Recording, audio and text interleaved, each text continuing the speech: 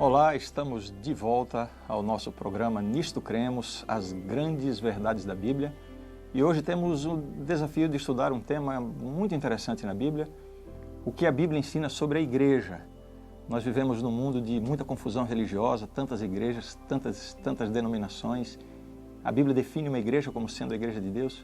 Vamos entender esse tema hoje então. Em toda a Bíblia vemos o interesse de Deus em criar um povo para ser o seu povo. O chamado de Abraão, Isaque e Jacó se destinava a formar esse povo.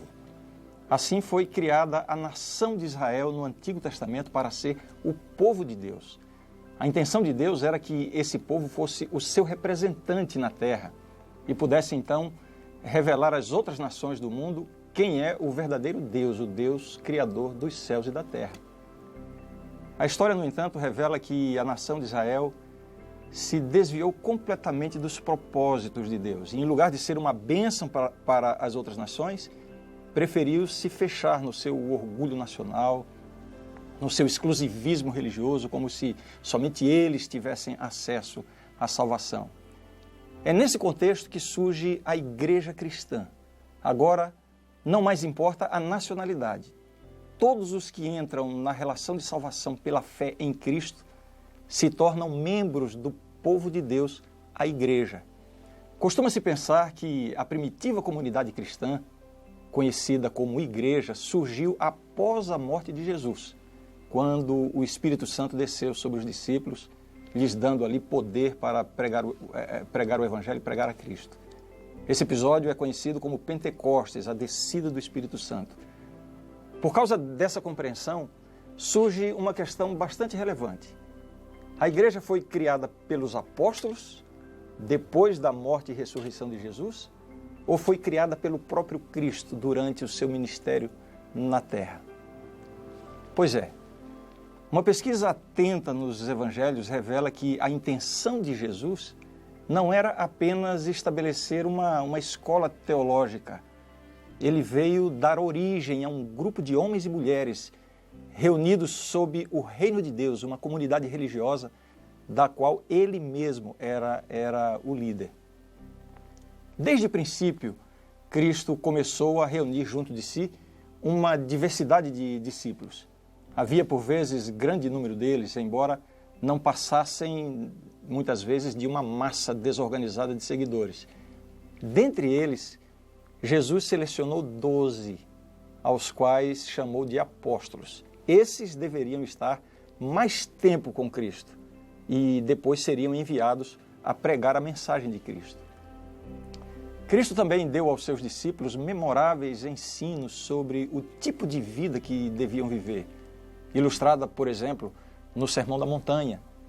Os que se uniam a ele deviam estar dispostos a fazer sacrifícios como o seu mestre, estar dispostos a carregar cada um a sua cruz, nas palavras de Cristo, e a desenvolver valores inteiramente novos. Ele lhes ensina, por exemplo, que ganhar o mundo não tem valor nenhum comparado a perder a vida por amor a Jesus. Os evangelhos nos mostram que aqueles a quem Jesus chamou foram enviados numa missão. Primeiro ele enviou os 12, depois ele enviou 70. Essa missão não ocorre por acaso, era parte de um propósito deliberado do próprio Senhor. O ministério de Cristo visava a formação de uma comunidade específica. É isso que nós temos que entender no estudo de hoje. Vamos entender que comunidade é esta e qual o significado dessa comunidade. Então me acompanhe agora em alguns textos que nós vamos ler aqui na tela.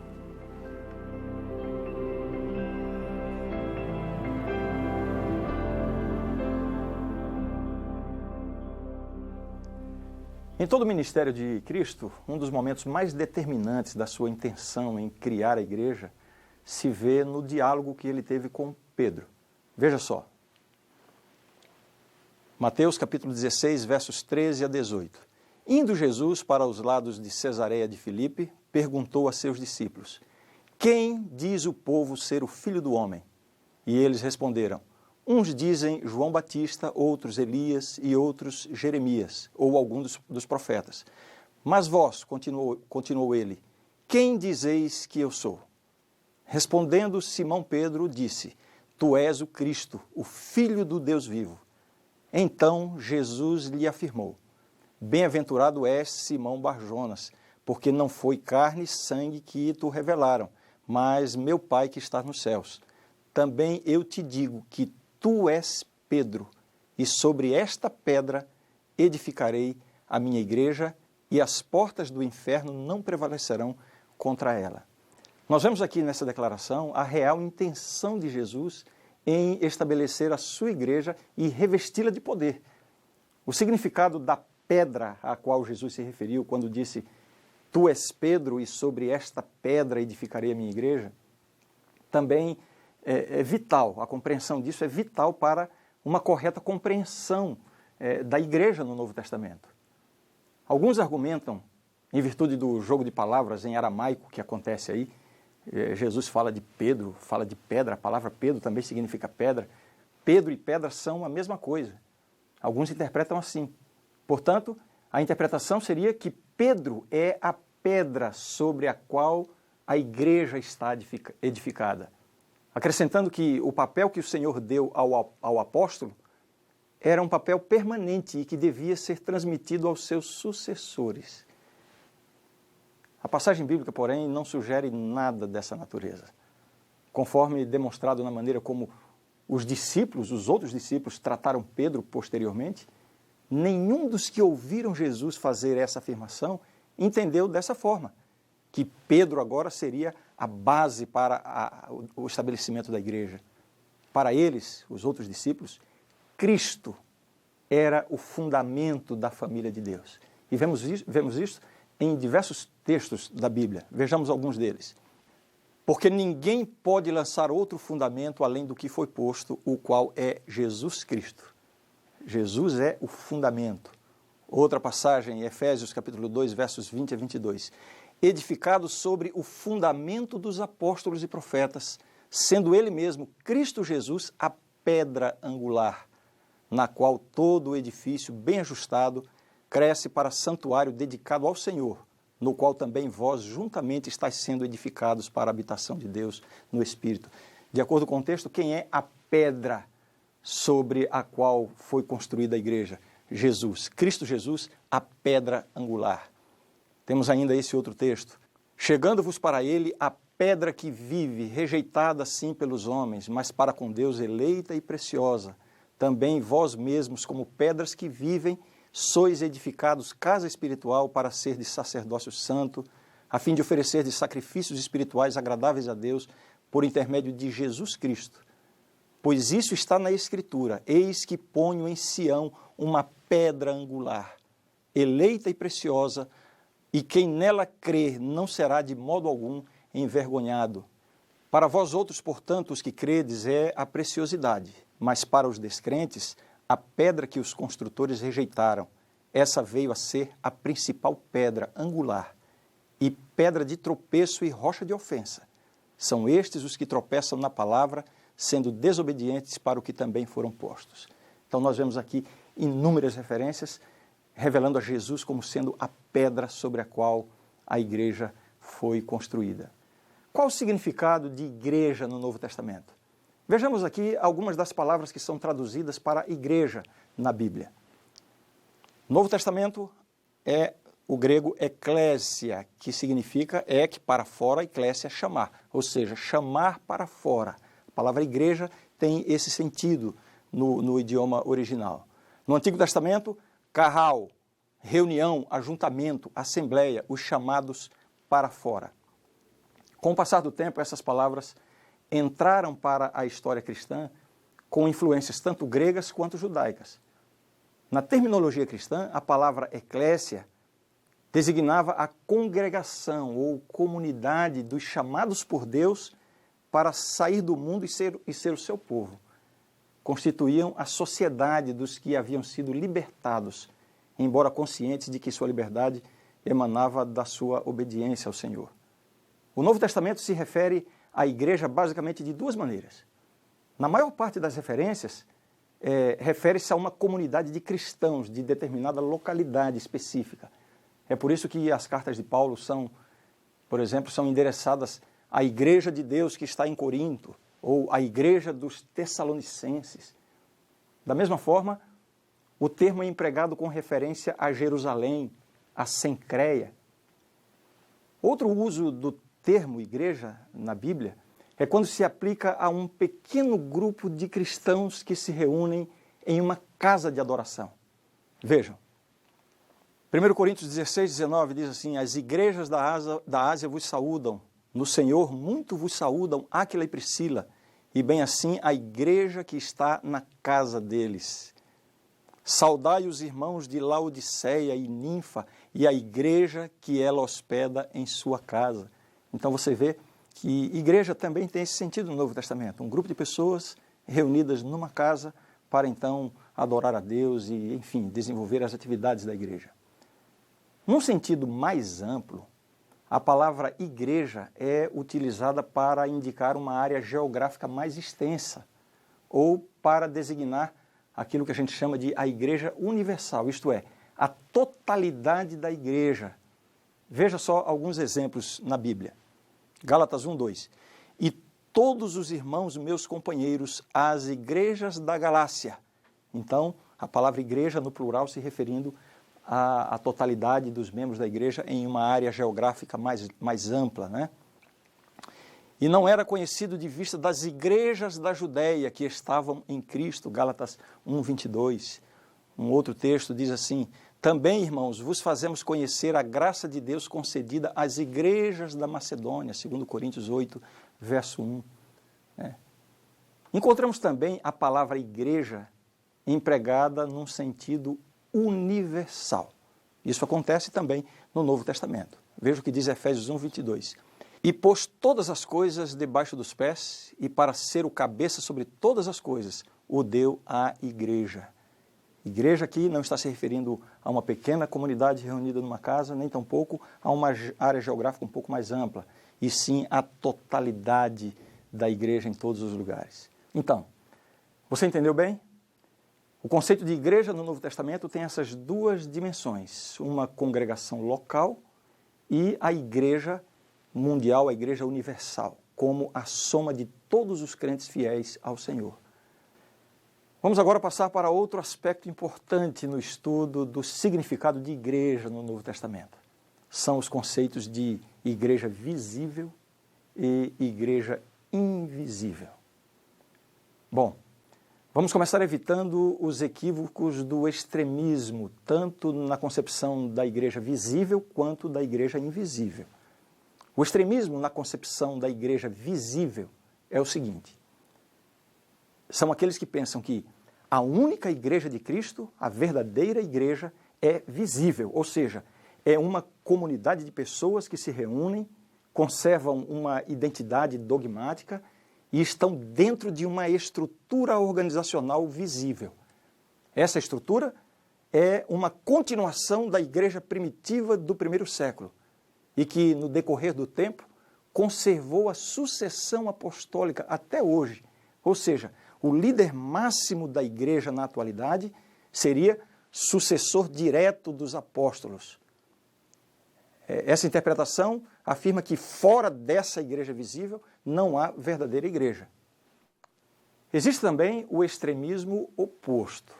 E aqui estão aqueles que enfatizam a prioridade de um relacionamento direto da pessoa com Deus por meio de Cristo. É isso que faz um cristão. Segundo essa forma de ver, a igreja nada mais é do que a soma total dessas pessoas nascidas de novo no Espírito. Reunidos ou não em um grupo visível, eles compõem a igreja. Eles dizem que a organização visível tem importância relativa, sobretudo porque ser membro dela não é nenhuma garantia de salvação. Em alguns casos, há uma verdadeira aversão a tudo que pareça uma estrutura formal. A ênfase aqui recai sobre a qualidade de vida cristã individual. Bem, é preciso admitir que essa forma de interpretar, essa forma extrema de se desqualificar a igreja visível, parece ser muito apropriada diante dos escândalos vistos em tantas denominações cristãs em nossa sociedade.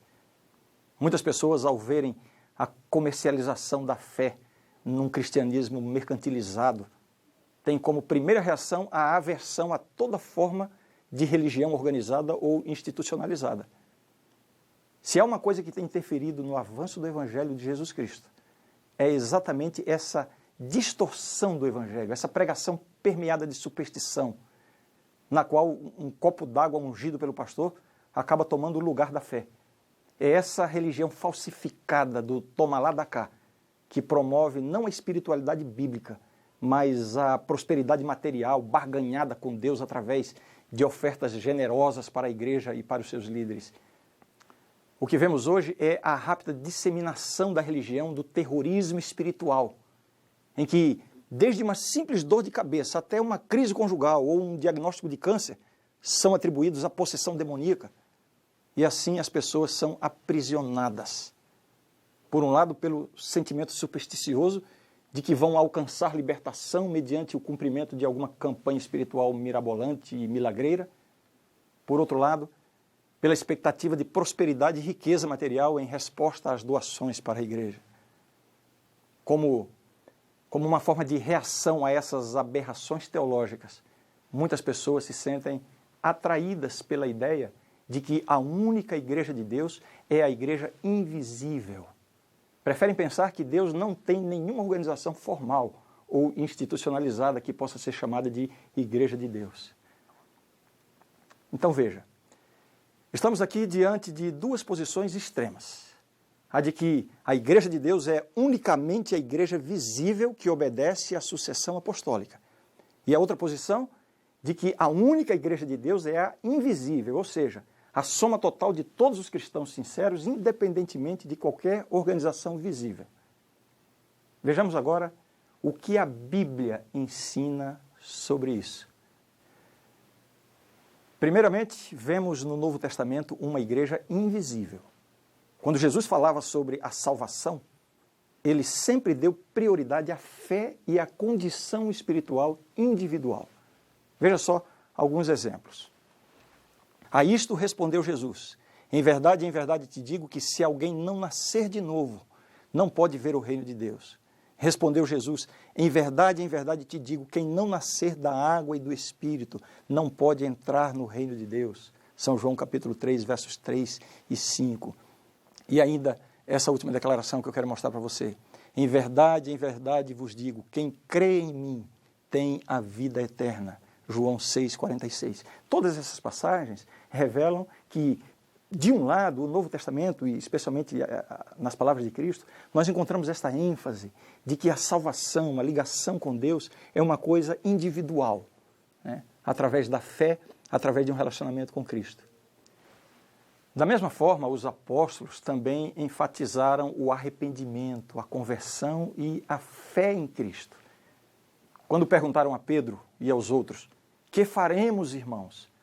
Veja qual foi a resposta que foi dada a esta pergunta. Depois, trazendo-os para fora, disse: Senhores, que devo fazer para que seja salvo? Responderam: crê no Senhor Jesus e serás salvo tu e tua casa. Em todos esses exemplos, não encontramos nenhuma sugestão de que a salvação depende do relacionamento de alguém com uma instituição visível ou com um grupo organizado de pessoas. Essa, portanto, é uma igreja invisível, da qual são membros todos os que exercem fé em Jesus. Só que o Novo Testamento fala também da igreja como um corpo visível de crentes. Tendo reconhecido a prioridade da fé e do arrependimento, é difícil querer minimizar essa mesma importância dada pelas Escrituras à dimensão visível da igreja. Por exemplo, em resposta à pregação de Pedro e dos outros apóstolos, quase 3.000 pessoas aceitaram a mensagem. E veja o que diz o texto sobre esse evento. Então, os que lhe aceitaram a palavra foram batizados, havendo um acréscimo naquele dia de quase 3.000 pessoas, e perseveravam na doutrina dos apóstolos e na comunhão, no partir do pão e nas orações. Em cada alma havia temor, e muitos prodígios e sinais eram feitos por intermédio dos apóstolos. Todos os que creram estavam juntos e tinham tudo em comum. Você percebe? Nota-se aqui claramente a formação de uma comunidade que se reunia, que compartilhava experiências e que formava, assim, uma igreja visível. Assim, a igreja visível são comunidades reais, formadas de pessoas que se reúnem para adoração em comunidade e para o serviço aos de fora. Veja essas expressões bíblicas aqui. Contudo, se alguém quer ser contencioso, saiba que nós não temos tal costume nem as igrejas de Deus. 1 Coríntios 11:16. Claro que está se referindo a comunidades visíveis. Tanto é assim, irmãos, que vos tornastes imitadores das igrejas de Deus existentes na Judéia, em Cristo Jesus. Veja que também se refere a comunidades visíveis, né? 1 Tessalonicenses 2,14. Esse último texto aqui, a tal ponto que nós mesmos nos gloriamos de vós, nas igrejas de Deus, à vista da vossa constância e fé em todas as vossas perseguições e nas tribulações que suportais. 2 Tessalonicenses 1, verso 4. Então, esses textos nos mostram claramente que existem essas duas dimensões da igreja. A igreja invisível, formada pela totalidade daqueles que aceitam a Jesus como seu Salvador, e a igreja visível, que são as comunidades visíveis, pessoas que se reúnem para formar a igreja. O Novo Testamento também apresenta algumas imagens da igreja. Vamos ver agora quais são algumas das imagens bíblicas da igreja, algumas metáforas que apontam para características essenciais da igreja. A principal analogia para a igreja usada pelo apóstolo Paulo é a metáfora do corpo de Cristo. Podemos começar lendo Romanos capítulo 12, verso 5, onde ele diz assim: assim também nós, conquanto muitos, somos um só corpo em Cristo e membros uns dos outros. Depois em 1 Coríntios 12, 27, ora, vós sois corpo de Cristo e individualmente membros desse corpo. Essa analogia ressalta vários pontos importantes. Primeiro, a unidade que deve haver entre os membros do corpo e o próprio Senhor Jesus. Segundo, a harmonia que precisa haver entre os diversos membros do corpo. Cada um tem uma função, mas todos devem atuar em harmonia uns com os outros, assim como acontece no corpo humano saudável. E em terceiro lugar, essa metáfora do corpo salienta a utilidade de cada membro. Não importa quem seja, que talentos possua ou que posição ocupe, assim como cada parte do corpo humano desempenha uma parte importante no organismo, da mesma forma, cada cristão é visto por Deus como sendo de grande importância para a saúde do corpo. Cada um tem o seu lugar e a sua utilidade na igreja. Outra metáfora bíblica para a igreja é a da noiva de Cristo. Em várias oportunidades, Jesus lança a mão dessa figura para representar o seu relacionamento com a sua igreja. Dentre outros, eu quero mencionar algumas das parábolas de Jesus em que ele fala da sua segunda vinda como sendo a chegada do noivo. Mateus 25, 6, por exemplo, ele diz assim: mas à meia-noite ouviu-se um grito, eis o noivo, saí ao seu encontro. Essa metáfora serve para confirmar a união mais íntima possível entre Cristo, a cabeça, e a igreja como sua noiva, levando em conta a doutrina bíblica de que marido e mulher se tornam uma só carne. Outra imagem bíblica para a igreja, usada no Novo Testamento especialmente, é a da igreja como um templo. Vejamos o que diz o texto bíblico. Efésios 2, 19 em diante. Assim já não sois estrangeiros e peregrinos, mas concidadãos dos santos, e sois da família de Deus, edificados sobre o fundamento dos apóstolos e profetas, sendo ele mesmo, Cristo Jesus, a pedra angular, do qual todo o edifício, bem ajustado, cresce para santuário dedicado ao Senhor, no qual também vós juntamente estáis sendo edificados para a habitação de Deus no Espírito. Nas palavras do apóstolo Pedro, a igreja é a casa espiritual. Também vós mesmos, como pedras que vivem, sois edificados casa espiritual para serdes sacerdócio santo. Além das metáforas do corpo, da noiva e do templo, o Novo Testamento acrescenta ainda a metáfora do povo de Deus. O Antigo Testamento aplica frequentemente a ideia de povo de Deus à nação de Israel. No Novo Testamento, a igreja é vista como a continuação dessa comunidade da aliança, Veja só o que escreveu o apóstolo Pedro sobre isso. Vós, porém, sois raça eleita, sacerdócio real, nação santa, povo de propriedade exclusiva de Deus, a fim de proclamardes as virtudes daquele que vos chamou das trevas para a sua maravilhosa luz. 1 Pedro 2,9. Veja como o apóstolo menciona essas expressões, raça eleita, sacerdócio real, expressões que nos reportam a realidade do Antigo Testamento, né? Nação santa. Quer dizer, todo esse conceito que era usado no Antigo Testamento para a nação de Israel passa agora a se referir à igreja. Embora o Novo Testamento empregue a expressão povo de Deus para descrever o Israel do Antigo Testamento, também emprega para designar a comunidade cristã mesclada de judeus e gentios. Em um padrão típico do cumprimento do Antigo Testamento, o Novo Testamento vê a igreja como o verdadeiro Israel. É isso que nós vemos aqui. Gálatas 6,16. E a todos quantos andarem de conformidade com esta regra, paz e misericórdia sejam sobre eles e sobre o Israel de Deus. A referência aqui não é ao Israel do Antigo Testamento, e sim à própria igreja.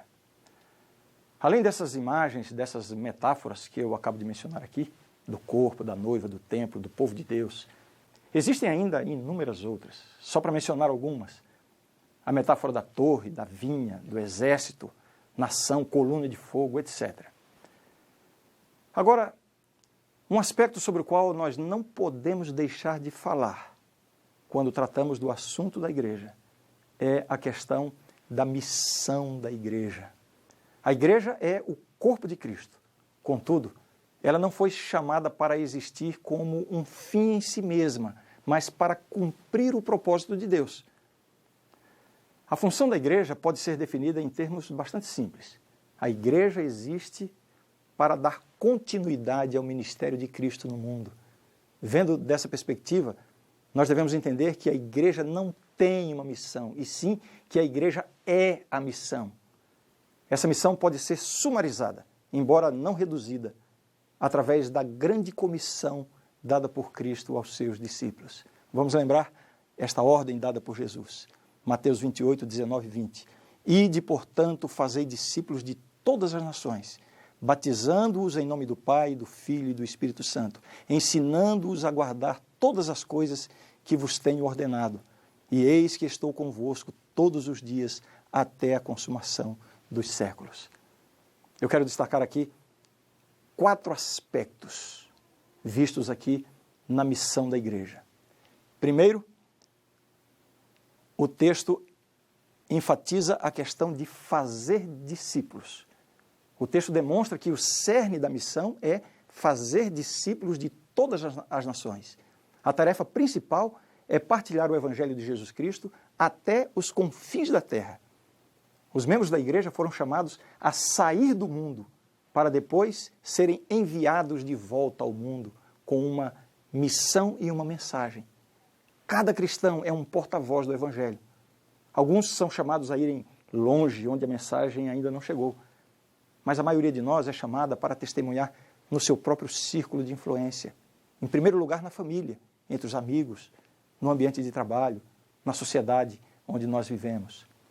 O segundo aspecto, destaque na comissão, na ordem dada por Jesus, fala sobre instruir os crentes, ensinando-os a guardar todas as coisas. Ainda no âmbito da grande comissão de ir e anunciar o Evangelho, está a missão de instruir os crentes. A missão da igreja envolve não apenas anunciar o Evangelho, mas também a instrução daqueles que aceitam a mensagem. O apóstolo Paulo define isso em termos bem claros. Vejam só o que ele diz. E ele mesmo concedeu uns para apóstolos, outros para profetas, outros para evangelistas e outros para pastores e mestres, com vistas ao aperfeiçoamento dos santos, para o desempenho do seu serviço, para a edificação do corpo de Cristo. Um terceiro aspecto envolvido na missão da igreja é o cuidado dos necessitados e sofredores. Essa é o que nós podemos chamar de a dimensão prática do cristianismo. Jesus deixou bem claro que a verdadeira religião será medida não pelos dogmas, e sim pelo amor ao próximo. Eu quero sugerir uma leitura para você. Leia depois atentamente o capítulo de São Mateus, o capítulo 25 de São Mateus, a partir do verso 31. E você verá que a marca do verdadeiro cristianismo é o cuidado dos necessitados e sofredores. Não esqueça, São Mateus capítulo 25, a partir do verso 31. Finalmente, o quarto aspecto da missão da igreja é glorificar o nome de Deus. Veja só o que disse também o apóstolo Paulo. Nos predestinou para ele para a adoção de filhos por meio de Jesus Cristo, segundo o beneplácito de sua vontade, para louvor da glória de sua graça, que ele nos concedeu gratuitamente no amado. O supremo propósito da igreja é a adoração a Deus. Tão maravilhosa é a manifestação do propósito de Deus em criar a igreja e conceder-lhe todas as bênçãos em Cristo, que o apóstolo faz uma tremenda exclamação. Veja só. A ele seja a glória na igreja e em Cristo Jesus, por todas as gerações, para todos sempre. Amém. Efésios 3, 21. Assim eu concluo. Deus tem a sua igreja, criada e chamada por Ele para dar continuidade ao ministério de Cristo. Essa igreja tem uma dimensão invisível, ou seja, é a totalidade de todos os crentes sinceros, independentemente de uma organização visível. Mas Deus tem também uma igreja visível, um povo peculiar, chamado Corpo de Cristo. A grande pergunta que paira agora é a seguinte: em meio a tanta confusão religiosa, como identificar o verdadeiro povo de Deus, a verdadeira igreja de Cristo na terra? Esse será o nosso próximo tema.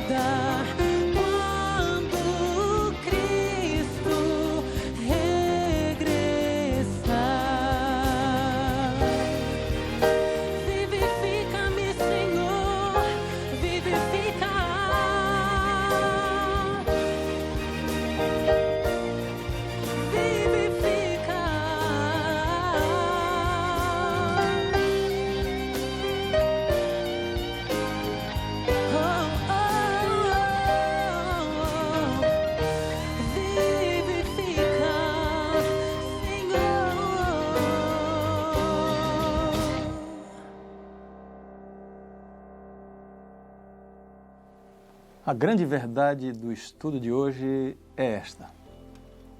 A igreja é a comunidade de crentes que confessam a Jesus Cristo como Senhor e Salvador. Unimos-nos para prestar culto, para a comunhão, para a instrução na palavra, para a celebração da ceia do Senhor, para o serviço a toda a humanidade e para a proclamação mundial do Evangelho. A igreja é a família de Deus.